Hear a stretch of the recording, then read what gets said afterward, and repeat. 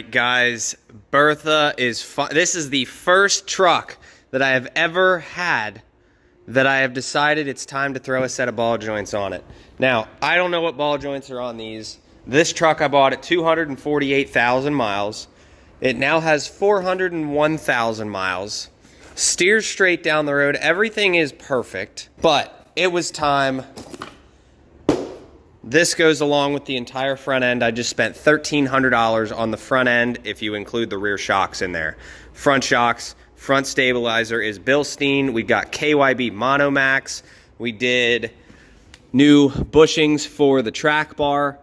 And then, of course, these $700 EMF ball joints. I love these things. Now, EMF sends the kit to put the bushings in the steering thingy, the rod here.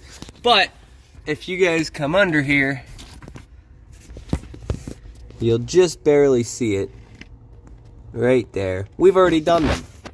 This truck has had them for a long time. This truck even has the 6-bolt steering upgrade from like a newer cabin chassis truck. So the steering on this thing is pretty dialed for what it is. So let's get these wheels off. Let's check these ball joints out, and let's get these new ball joints in, and let's see if I can't bang these out in a couple of hours. All right, so this is where we're at. Actually, probably 5 minutes. These need to get anti-seized more. These were an absolute fight. As you can see, my breaker bar set up here. So those are out. These pads will look really good. Rotors, I love my Detroit axle stuff. Detroit axle bearings. I'm not even gonna take this wheel bearing out. There is no point in doing so. All we gotta do is knock those two out. This thing will fall right off. Super happy with that. So whatever size that is, and then whatever size that is. We got both nuts broken off. Now I'm gonna show you guys some tricks. So you see this here? When I was younger and starting out, probably a little over a decade ago, I used to hit the top thinking that would make a difference. It doesn't. You want to hit the knuckle. Nothing to do with this. You want to hit the knuckle once that is loose, because what that does is send a shock wave through here, oblongs the hole, and it makes it pop out. Same thing with these. What I'm going to do to get these to pop out is you're going to want to hit the knuckle right here. Now, you don't want to miss, and you know what I mean? But yeah, that's what you want to hit. So we're going to come in here. Now, I need 2 hands for it, but that's 1. Shockwave, but you're going to want to... Same thing with up here. I hate doing this one-handed. It's a lot harder one-handed. So I'm going to do this off camera, but like I said, the knuckle's what you want to hit, and then this thing will fall off. Oh, we are broke free from the top. You can see how that's moving. We are broke free. Now, we just need to break the bottom one free. Now, that one can be difficult, but I think it's easier to hit, and then it'll pop free. So there you go. It's sitting on the knuckle right now. I don't feel like taking this out. You can replace these with a grease fitting, grease these bearings, and they'll last even longer. I'm thinking about doing that with mine, but yeah, now that that's knocked free, we can start pressing these ball joints out. So I've done a lot of ball joints in my day. So this is as tight as I can get it. I'm gonna show you guys a trick. So first of all, you're gonna have to get this out. If you don't have a tool that'll get wide enough, what I like to do is take a really sharp pick, pry it back, stick a screwdriver underneath of it, and you can slowly bend this thing out of the way until it stays out, and then grab like one of these. So now, this is as tight as possible. Remember earlier I was saying about smacking the side of the knuckles. So what you're gonna wanna do here is you're gonna smack this knuckle. Watch this. See how that popped? And then you're gonna do it again. And you're gonna come over here. I see so many guys breaking these tools because they'll just sit here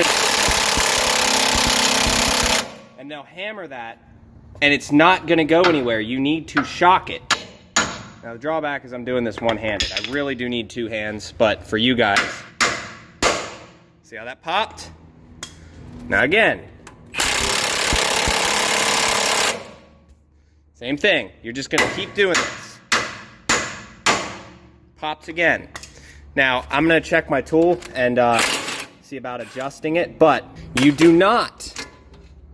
I used to be the guy, so this is why I'm warning you. You don't wanna be the guy to come in here and be like, oh yeah, I'll just hit this with a hammer, because when you miss, you hit that surface.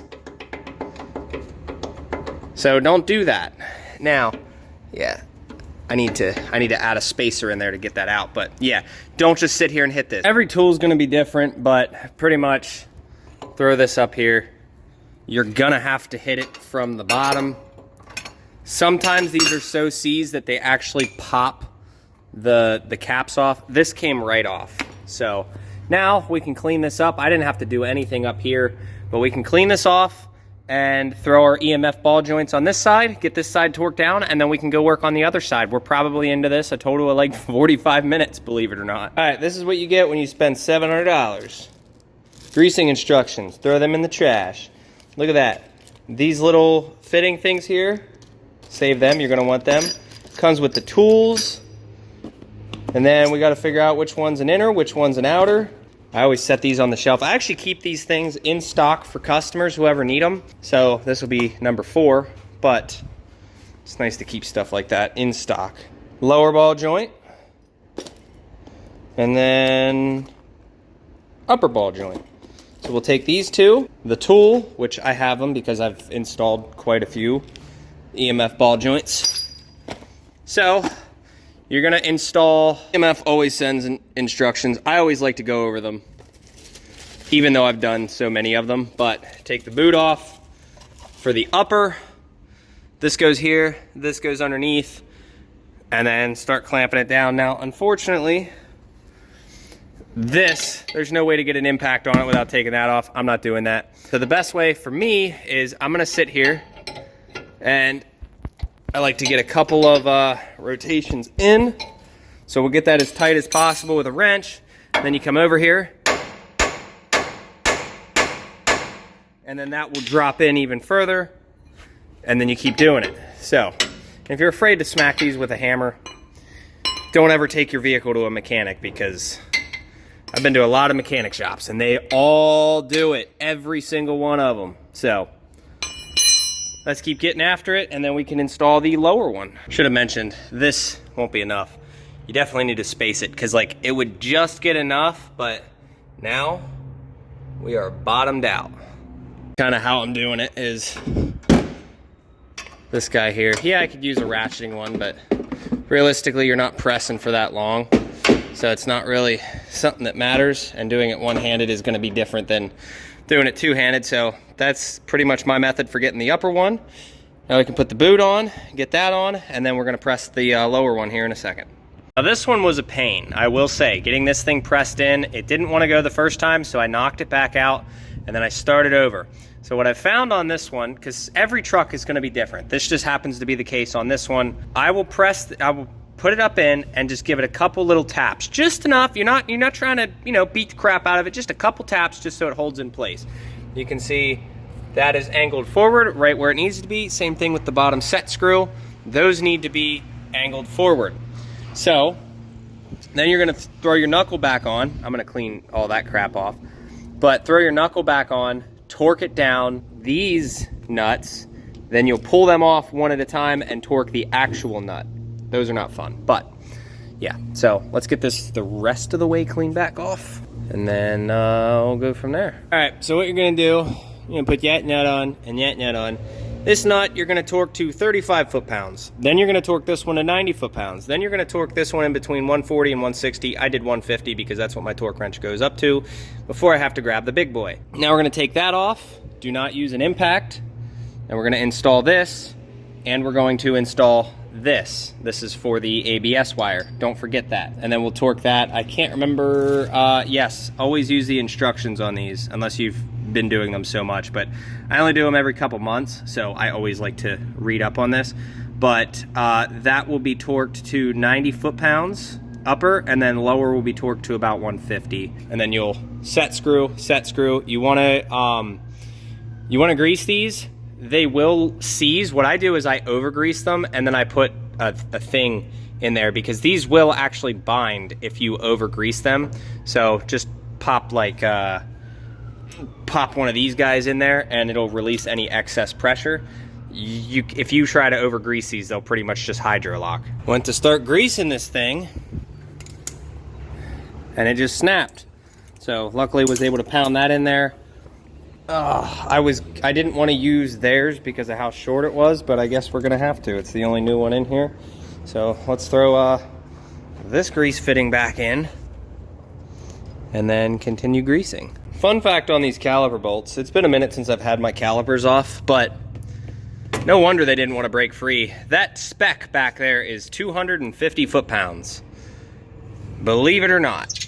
Don't care if you do, but someone was saying it could have been 130, but yeah, it's 250 for those 18 millimeter bolts. No idea how or why they can survive that, but they do. Front end is done. Just got to put this bar back on, and then we can start breaking free the other side, and then moving all the tools to the other side. So these definitely have zero slop in them compared to these. Like, these had a little bit of up down, but when you grease them, they were fine. So we'll throw those in the scrap pile. I don't know what brand these are. They're definitely not EMF, I can tell you that. So let's get these thrown away and then start breaking free the other side. All right, so I got this side done. Old ball joints out, new ones in. And I'm gonna tell you, this side came out super easy, no problem. Actually even went in easy. But I got the dreaded, it spins when you try to throw the nylon nut on. So what you'll wanna do pretty much is just take a pry bar in here and pry it. So you're gonna torque the bottom one to 35 foot-pounds, then 90 foot-pounds, then 150 foot-pounds. Take the top nut off, replace it with the nylon nut, and torque it to 90. That's where this side messed up. As soon as I went and spun the hub the other way, it broke free. So that was not fun to deal with. And then the bottom one decided to break free as well halfway through torquing that one. Luckily, was able to get it going, but this is the factory nuts right here. This is the nuts they give you to torque first, and no castle nuts. These are nylon nuts. That's what you're gonna get. And then before I put the tie rod back on, I like to grease these until the thing physically locks up. And then I will, give me a second here. Then once it physically locks up, I'll push down on this cap, let a little bit blow out until you can turn again, and there you go, it's greased. So they claim that you should grease these every so often. We're gonna change the grease on these because they specifically want like a moly, something with that moly additive or whatever, I don't know. Red and tacky, they say do not use, but you can use it as in a pinch, they just won't warranty it. So I'm gonna switch that out for these down the road. We'll clean all the grease out and put the new stuff in. So that's pretty much where we're at. So all I gotta do is torque this wheel down and we're done with this, and then I gotta bring the next job in. But these are the old ball joints. They didn't look that bad. They had a little bit of play in them, and then when you grease them, all the play would be gone, but yeah, I don't know. I just felt like it was time, you know? Doesn't hurt to do it. Doesn't hurt to have $2,500 or $3,000 in your front end. So this whole front end has been touched. Detroit axle brakes, Detroit axle bearings. I swear by these bearings. I have had no problems with them at all. Duralast calipers, bleh, throw them away. Don't use Duralast calipers. OEM drag link replaced. OEM track bar with new bushings. Mopar 6-bolt steering box. We have the Amazon special steering brace for the Pitman arm. That guy right there. We have, what else? EMF ball joints. Monomax KYB shocks. Modified Max PP rods, control arms. And then this has been replaced as well. So these are brand new. Well, not brand new, but I replaced them when we took the 5-inch lift off. OEM Mopar front springs, and then KYB Monomaxes in the back. So this thing has had pretty much the works. I even just went and did new slides front and rear on these. I did the fronts when we put the motor in, and I just did new rear slides a couple months ago on the backs. So the front end on this thing, other than replacing the drag link with something greasable, this front end is pretty stout. So I'm curious on how it's gonna drive down the road. It already drove good, but I wanna see how this thing drives now.